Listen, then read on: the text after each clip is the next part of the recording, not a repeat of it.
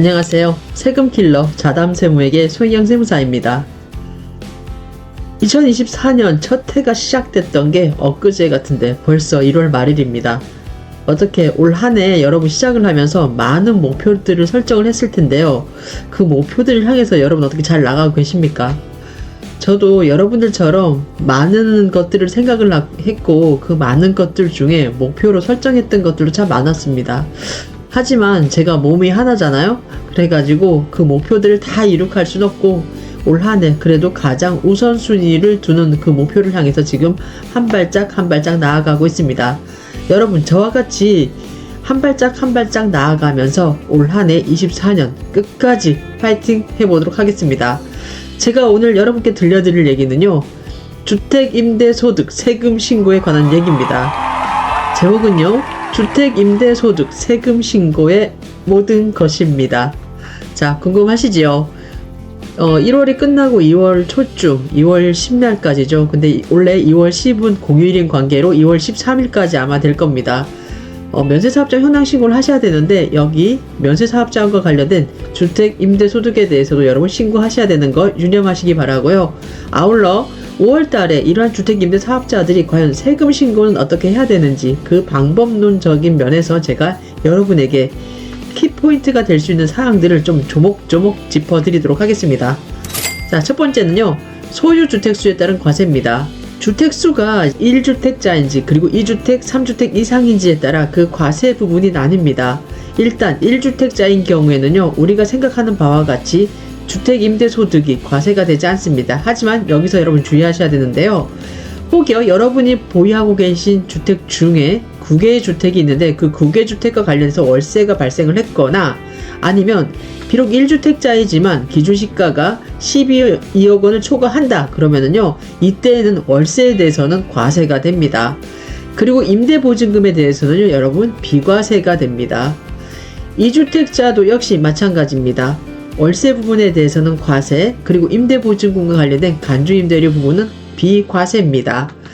3주택 이상부터는 소위 우리의 팔자가 나뉘는데요.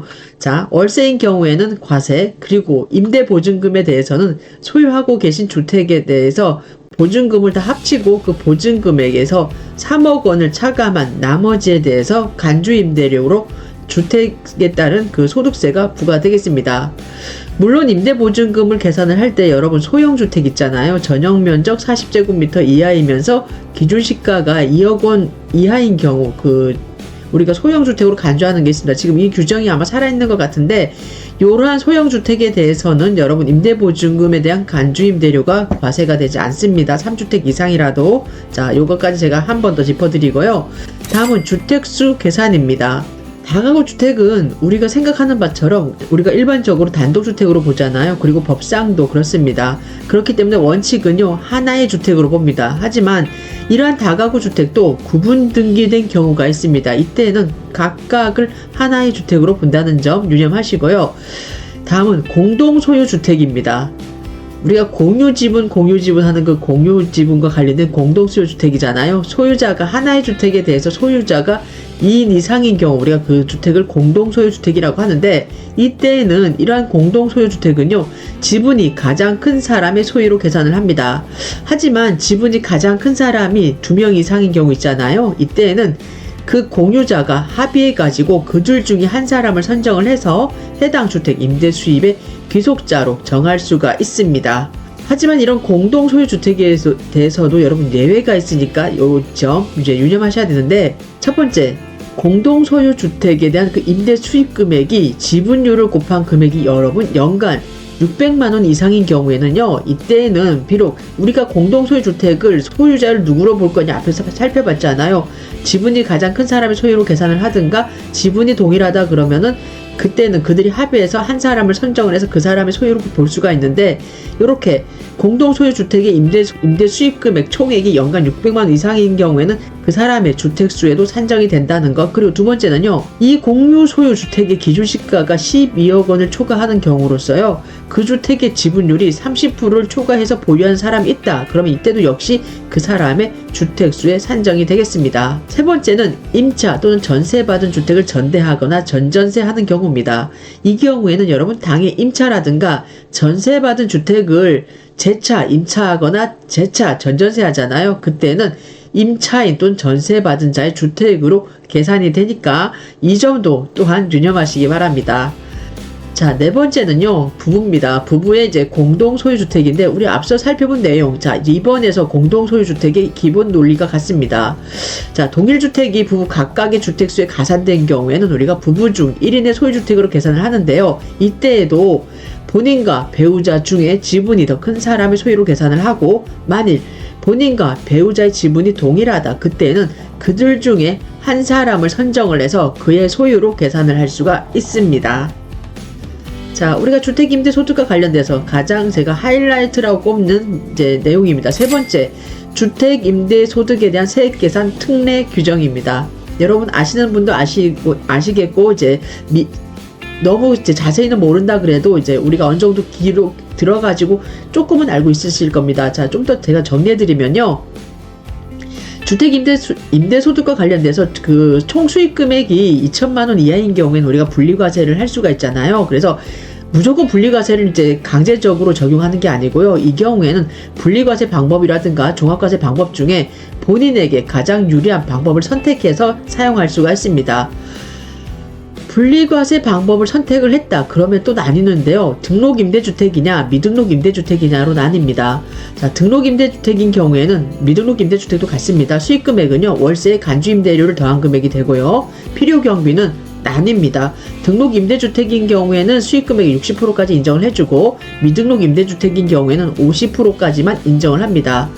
그리고 과세표준 산정과 관련돼서도요, 소득금액에서 등록임대주택인 경우에 400만원을 차감을 해서 이제 산정을 하는데, 미등록임대주택인 경우에는 200만원을 차감을 합니다. 이렇게 해서, 자, 우리가 분리과세 방법을 선택을 했잖아요. 그러면 세율은 똑같습니다. 단일 세율 14%를 적용을 하고요. 이때 또 나중에 제가 또 말씀드리겠지만 좀 주의하셔야 될 게 또 하나 있는데, 공제 감면과 관련돼서는 등록 임대주택만이 그 혜택을 받습니다. 즉 우리가 조세특례제한법 제96조에서 규정하고 있는 내용인가요? 우리가 소형 임대주택에 대한 세액 감면, 여기 나오네요. 세 번째, 이 내용에 대한 그 규정인데요. 주택 임대 감면에 대해서 30% 70%까지 세액 감면이 가능하잖아요. 근데 요 규정은요, 분리과세 방법을 선택을 했을 때 등록 임대주택만이 가능합니다. 자, 다음은 비록 우리가 주택임대와 관련돼서 그 총수익 금액이 2천만원 이하일지라도 경우에 따라서 종합과세 방법을 선택을 하는 게 보다 유리한 경우가 있는데, 이 종합과세 방법에 대해서 말씀드리도록 하겠습니다. 수익금액은 똑같습니다. 월세 간주임대료를 더해서 산정을 하고요. 필요경비는 어떻습니까? 종합과세이기 때문에 추계 대상자라면, 즉 단순경비율 적용 대상자인지 기준경비율 대상자인지에 따라서 그 경비율을 각각 적용을 하는데요. 이렇게 추계 방식에 의해서 필요경비를 인정받거나, 아니면 실질적으로 내가 기장을 해가지고 실제 지출된 그 필요경비를 인정받는 방법으로 해서 우리가 필요경비를 인정받을 수가 있습니다. 이렇게 해서 수익금액에서 필요경비를 차감을 하면 소득금액이 산정이 되고요. 소득금액에서 종합과세 방식을 선택을 했기 때문에 종합소득공제를 차감을 하면 과세표준이 나옵니다. 이 과세표준의 세율은 종합과세니까 어떻습니까? 6%부터 45%까지 그 해당하는 구간에 따라서 세율을 적용을 하시면 되고요. 마찬가지로 종합과세와 관련해서도 등록임대주택에 대해서는 여러분 주택임대 감면, 그렇죠, 소형주택 임대사업자 세액 감면 30%나 75%를 적용을 할 수가 있습니다. 자, 제가 계속 얘기해서 말씀드리는데, 소형주택 임대사업자 세액 감면 제가 30% 75% 이렇게 얘기하는데 선택해서 받는 게 아닙니다. 여러분, 선택해서 받는다 그러면 무조건 75% 받겠죠. 그런데 그게 아니고요. 이게 우리가 임대사업자들이 임대 기간에 따라서 이제 30%를 적용을 할지 75%까지 해줄지를 나뉘는 건데요. 그 내용입니다. 자, 소형주택 임대사업자 세액 감면 내용 살펴보도록 하겠습니다. 내국인이 임대주택을 1호 이상 임대하는 경우에는요, 해당 주택 임대소득에 대한 소득세 100분의 30, 그리고 공공지원 민간임대주택이라든가 장기 일반 민간임대주택인 경우에는 75%에 상당한 세액을 감면하는 제도인데요. 자, 우리가 공공지원 민간임대주택 그리고 장기 일반 민간임대주택은 10년짜리잖아요. 그리고 30%는 4년짜리입니다. 이렇게 해서 세액 감면을 받을 수가 있는데, 하지만 2021년 1월 1일 이후부터는요, 또 변동된 게 있습니다. 2호 이상 임대사업자인 경우에는요, 여러분, 자, 일반적인 임대주택이죠. 4년짜리는 20%, 그리고 공공지원 민간임대주택과 장기 일반 민간임대주택인 경우에는 50%에 해당한 세액을 감면받습니다. 그러니까 어떻습니까? 1호와 2호 이상을 비교했을 때 세액 감면의 차이가 나니까 이게 2021년 1월 1일 이후부터 변경이 됐습니다. 그렇기 때문에 이 사항도 반드시 한번 체크하시기 바랍니다. 자, 소형주택 임대사업자 세액 감면과 관련돼서 그 요건을 제가 나눠봤는데요. 자, 첫 번째 내국인 요건입니다. 일단 내국인이라 그랬잖아요. 외국인 안 돼요. 내국인이기 때문에 첫 번째가요. 자, 사업자 등록 하셔야 돼요. 이제 사업자 등록을 했는데 지자체 임대 등록도 해야 되고요. 그렇죠. 장기 임대 등록을 해야 되죠. 임대 등록을 하고 사업자 등록을 해야 되고요. 자, 그리고 그다음 임대 등록 나오네요. 두 번째가 자, 민간 임대주택에 관한 특별법에 따른 임대사업자 등록을 하였거나 공공주택 특별법에 따른 공공주택 사업자로 지정되어야 됩니다. 자, 요렇게 내국인에 대한 요런 자, 임대사업자 등록 요건과 사업자 등록 요건을 구비를 하셔야 되고요. 그리고 임대주택의 범위가 정해져 있습니다. 첫 번째가 내국인이 임대주택으로서 등록한 주택으로서 자, 공공지원 민간 임대주택이거나 아니면 장기 일반 민간 임대주택, 그리고 공공주택 특별법에 따른 그 공공건설 임대주택이라든가 공공매입 임대주택이어야 됩니다. 두 번째는요, 국민주택 규모 이하의 주택이어야 됩니다. 자, 국민주택 규모 주택으로서 부수토지가 건물이 정착된 면적이 도시지역인 경우에는 5배, 그리고 그 밖의 지역인 경우에는 10배 이내여야 됩니다. 세 번째는 주택과 부수토지에 대한 그 기준시가의 합계액이요, 여러분. 이 주택의 해당 주택의 임대 개시일 당시에 과세 기준일 종료일 아닙니다. 잘 보세요. 해당 주택의 임대 개시일 당시에 6억 원을 초과하지 않아야 됩니다. 그리고 5%를 초과해서 우리가 임대료라든가 임대보증금을 증액할 수가 없잖아요. 자, 그 규정까지 충족을 해야만이 어떻습니까? 우리가 소형주택 임대사업자에 대한 세액 감면에 대한 그 요건이 구비됐다라고 파악을 합니다. 이렇게 해서 4년짜리라면은 우리가 1호 일대에는 30%, 그리고 10년짜리 이상이라면 장기 일반 민간 임대주택 등이죠. 이 경우라면 75%에 상당하는 세액을 감면받을 수가 있습니다. 자, 이렇게까지만 해서 끝나면 얼마나 좋습니까? 그러면 우리 인생이 해피엔딩이잖아요. 근데 어떻습니까? 여러분, 세금은 우리 국세청은 항상 사후관리를 하지 않습니까?